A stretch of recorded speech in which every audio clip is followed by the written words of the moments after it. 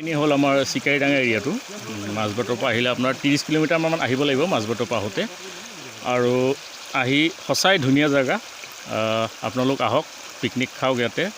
আৰু যদি চৰকাৰে ইচ্ছা কৰে এইটো ধুনীয়াকৈ পৰ্যটনস্থল হিচাপে গঢ় দিব পাৰিব। এটা পটেঞ্চিয়েল এটা আছে জেগাটোৰ।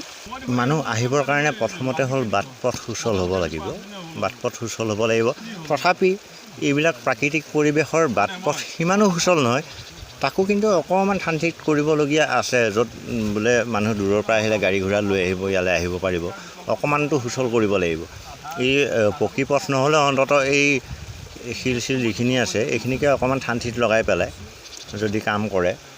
আৰু আমাৰ এই অঞ্চলটো অৰুণাচলৰ সীমান্তৱৰ্তী অঞ্চল, ইয়াত বিভিন্ন ধৰণৰ কাম কৰিব পাৰে, মানে পৰ্যটকৰ হেৰিৰ কাৰণে বিভিন্ন কাম কৰিব পাৰে।